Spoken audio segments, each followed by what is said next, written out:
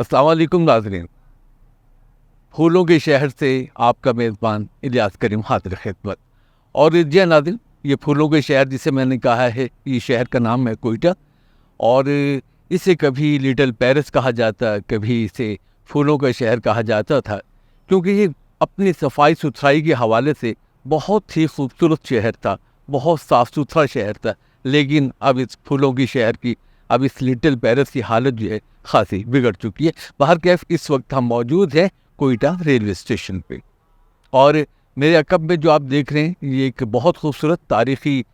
Steam engine ہے۔ اس کی کہانی ہم آپ کو سنائیں گے، آپ میرے ساتھ چلیے۔ جی ہاں ناظرین، یہ ہے وہ تاریخی اسٹیم انجن جس کی کہانی جو ہے کم و بیش ایک صدی پہ محیط ہے۔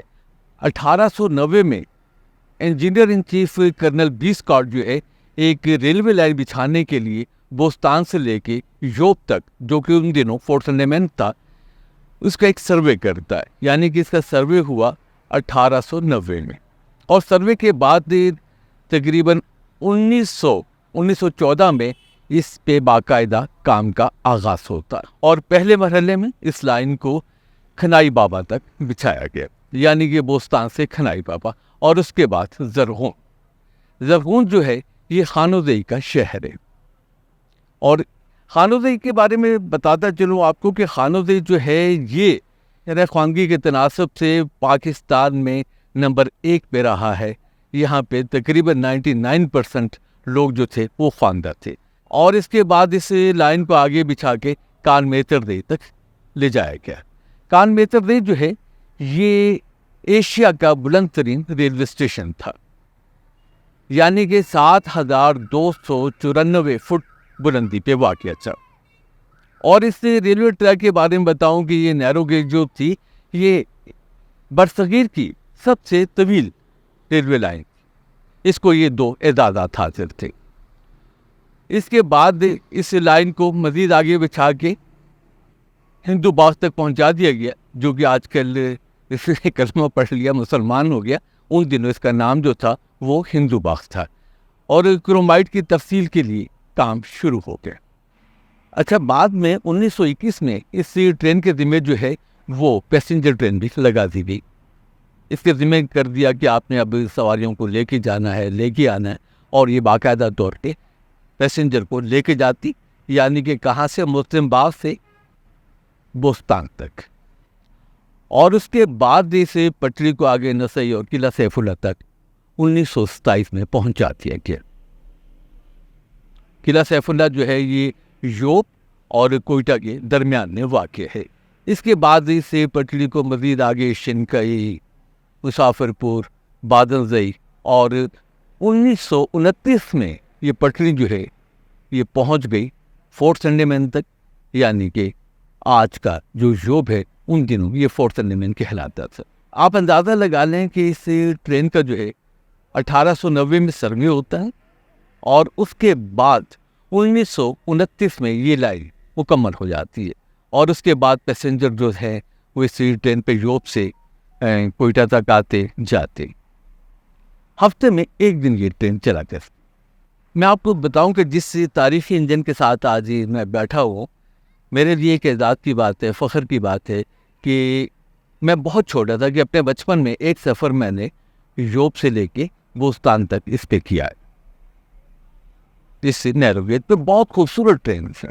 چھوٹے ڈبے ہوا کرتے، اور چونکہ اسٹیم انجن ہے، کوئلے سے چلا کرتا، تو اس کا دھواں جو ہے، اس کی چمنی سے اٹھنے والا دھواں جو ہے وہ آہستہ آہستہ جو ہے وہ ڈبوں کی طرف آتا، اور ڈبوں میں بھر بھی جاتا چلتے ہوئے، لیکن اس کا ایک اپنا مزہ ہوا ہوتا۔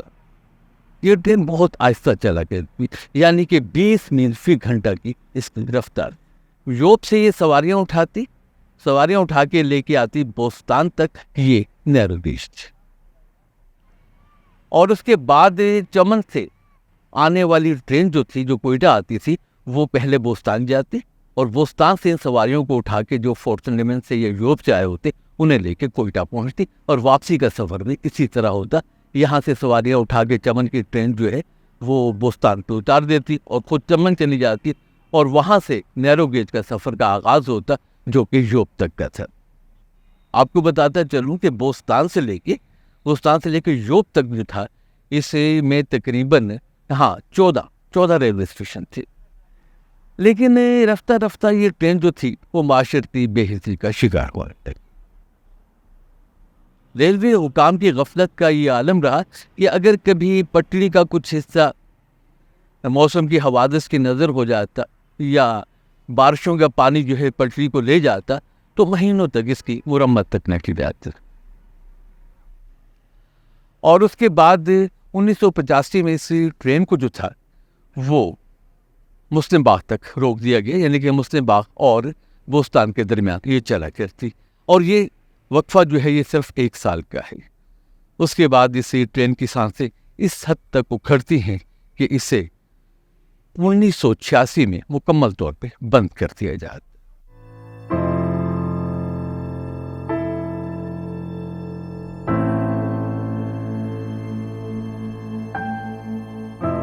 تین اپریل 2005 میں مجھے یاد ہے کہ صدر پاکستان پرویز مشرف صاحب جو تھے وہ یورپ تشریف لائے، اور انہوں نے ایک جلسہ عام سے خطاب کرتے ہوئے یورپی عوام کو بتایا کہ وہ کیا کرنے والے ہیں، کہ وہ اس ٹریک کو نیلام کر رہے ہیں۔ اس ٹریک کو یعنی کہ ZVR یو ویلی ریلوے کا یہ ٹریک جو ہے اسے وہ نیلام کر رہے ہیں۔ چھوٹی پٹری ہے، آپ کو ہم بڑی بچھا کے دیں گے، اسے ہم اکھاڑ لیں گے اور اس کی جگہ پہ براڈ گیج آپ کو بچھا کے دیں گے۔ اور جی ناظرین، صدر پاکستان جنرل پرویز مشرف صاحب نے جب یورپ کے لوگوں کو یہ نویز سنائی کہ وہ انہیں براڈ گیج جو ہے بچھا کے دینے والے ہیں، تو لوگوں کی سمجھ میں کچھ آیا کچھ نہیں آیا، لیکن حقیقت یہ ہے کہ اگر وہ چاہتے تو وہ ایسا بھی کر سکتے تھے کہ اس نیرو گیج کو وہیں پہ رہنے دیتے، اس کی متوازی جو ہے براڈ گیج بچھا دیتے اور نیرو گیج کو ٹورزم کے لیے کھول دیتے۔ ٹھیک ہے، اس سے کیا تھا کہ ہمارا یہ بیلٹ جو کہ مطلب ہے کوئٹہ سے لے کے یورپ تک، یہاں پہ مختلف اسٹیشن جو 14 اسٹیشنز تھے، اس پہ ایسا کرتے کہ کہیں پہ ہوٹل بنا دیتے، کہیں پہ پارک بنا دیتے اور اس سے ٹورزم کے لیے کھول دیتے اس سست رو ٹرین کو، تو لوگ اسے بہت انجوائے کریں۔ آپ یقین جانیے کہ میں یقین سے کہہ سکتا ہوں، اور جس سے بھی کبھی بات کی ہے انہوں نے یہی بتایا ہے کہ اگر ایسا ہو جاتا تو ہمارا یہ بیلٹ جو ہے بلوچستان کا وہ بے انتہا ترقی کر جاتا، لیکن انہوں نے ایسا نہیں سوچا۔ پتہ نہیں کیا حکمت عملی ہوگی، باہر کیف انہوں نے عوام کے ساتھ 2 وعدے دیے تھے۔ ایک یہ کہ اسے ہم نیلام کر دیں گے، یہ پہلا حصہ تھا، اور اس کے بدلے میں آپ کو براڈ گیج بچھا کے دیں گے۔ وعدے کا پہلا حصہ جو یعنی کہ اسے نیلام کرنا، اس پہ تو اتنی تیزی سے عمل کیا گیا کہ 300 بلین کی حقیر رقم پہ اس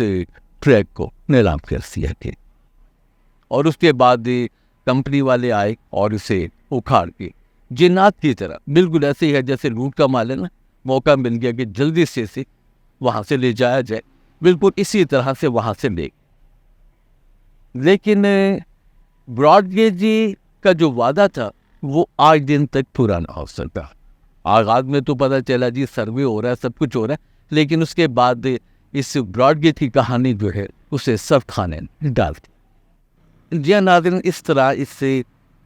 ZVR کی کہانی جو ہے یہ اپنے اختتام کو پہنچتی ہے، اور آپ میرا کب میں جو انجن دیکھ رہے ہیں یہ واقعی ایک تاریخی انجن ہے، اور میں جب اسے دیکھتا ہوں تو مجھے لگتا ہے کہ یہ اس کی حنوط شدہ لاش ہے جسے نشان عبرت بنا دیا گیا ہے۔